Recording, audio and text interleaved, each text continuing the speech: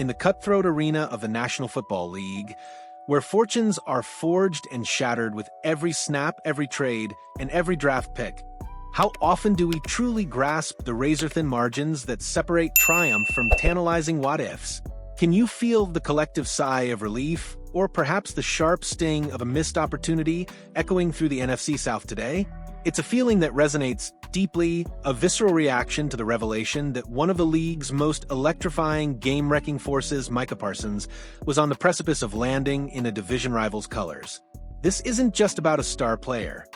It's about the intricate dance of negotiation, the strategic sacrifices, and the sheer audacity required to acquire generational talent in a league designed for parity. For fans of the Atlanta Falcons, this news is a double-edged sword. A moment of profound relief mixed with the lingering question of what it truly takes to elevate a defense to championship caliber. The whispers began as mere speculation, but now the full, stunning truth has emerged. Micah Parsons, the Dallas Cowboys defensive phenom, was almost a Carolina Panther. Imagine, for a moment, the sheer terror that would have struck the hearts of every offensive coordinator in the NFC South. The thought of Parsons, a four-time Pro Bowler, unleashing his fury twice a year against the likes of the Falcons, Buccaneers, and Saints is enough to send shivers down the spine. While the Atlanta Falcons, under general manager Terry Fontenot, were never truly serious contenders in the high-stakes bidding war for Parsons, a fact we'll delve into shortly, their division rivals in Carolina were indeed at the negotiating table, pushing hard for the superstar pass rusher. This wasn't a casual inquiry. It was a determined pursuit that came agonizingly close to reshaping the defensive landscape of the entire conference. According to ESPN's Jeremy Fowler, the Panthers made a substantial play for Parsons, engaging in serious trade discussions with the Dallas Cowboys. The interest was genuine, the need was palpable, and the ambition was clear. However, the deal ultimately collapsed over one critical sticking point: the Panthers' unwavering refusal to include their star defensive tackle, Derek Brown, in the negotiations. Brown, a dominant force in the interior, is a foundational piece for Carolina, and their commitment to him proved to be the unyielding barrier that prevented Parsons from donning the black and blue.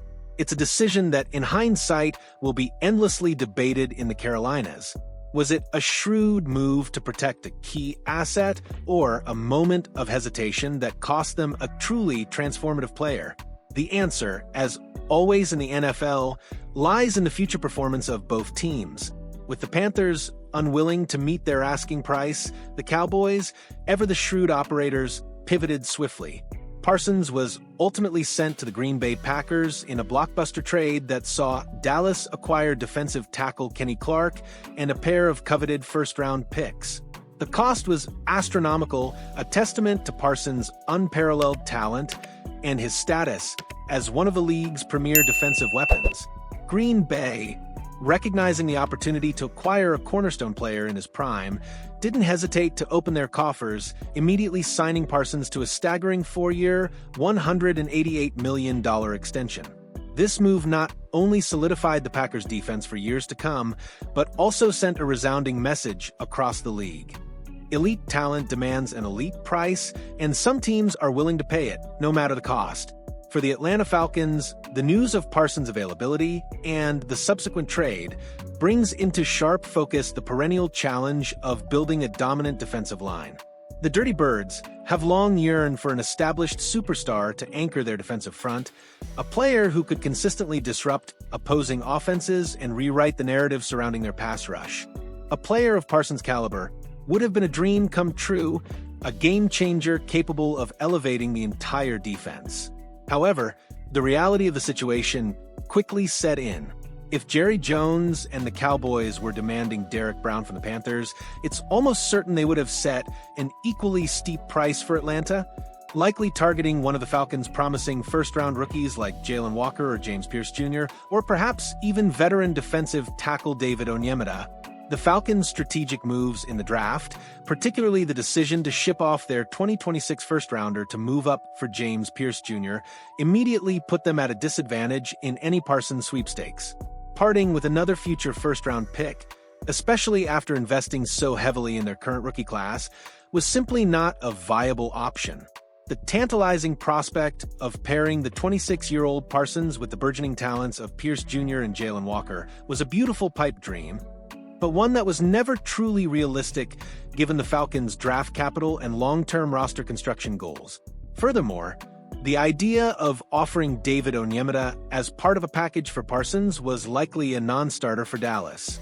Onyemata endured a somewhat down season in 2024, and with him turning 33 in November, his appeal to a team looking for interior defensive line help in exchange for a superstar in his prime would have been minimal at best. The Falcons' path, it became clear, was always going to be one of homegrown development rather than blockbuster acquisitions for established stars. Meanwhile, the Carolina Panthers' draft strategy, while addressing other needs, further underscores their ongoing struggle to generate a consistent pass rush.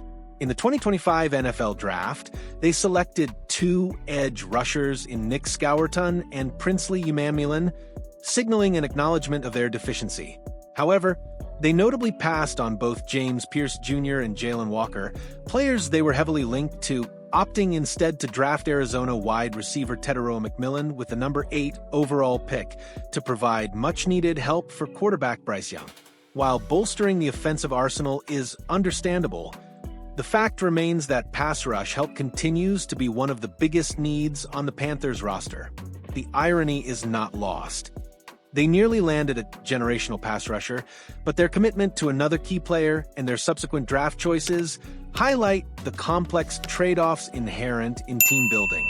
The Panthers finished just 1 sack ahead of the Falcons in 2024, a statistic that speaks volumes about the collective pass rush struggles within the division.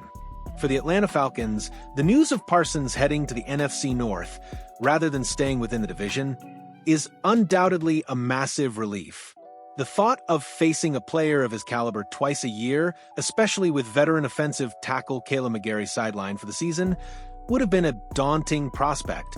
Parsons' ability to single-handedly wreck an offensive game plan is well documented, and not having to contend with that threat in crucial divisional matchups provides a significant psychological and strategic advantage.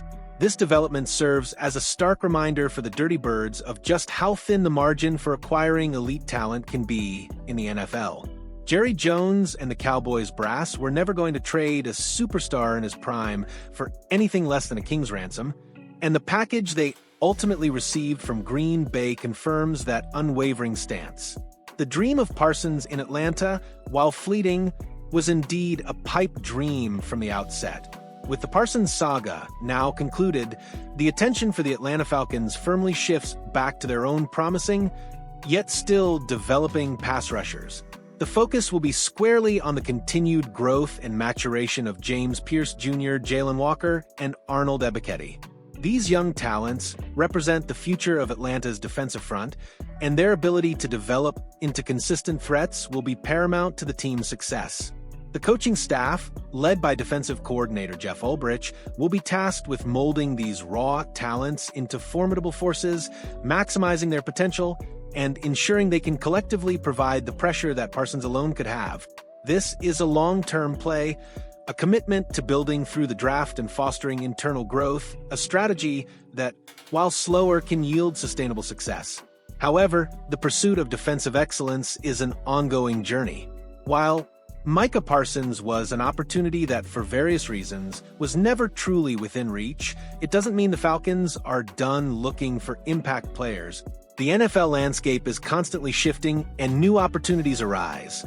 Perhaps Atlanta can bring in a different star defender, a player who aligns with their strategic vision and financial realities to bolster Jeff Ulbrich's defense in the coming months. The quest for that game-changing presence, that player who can elevate the entire unit, continues relentlessly.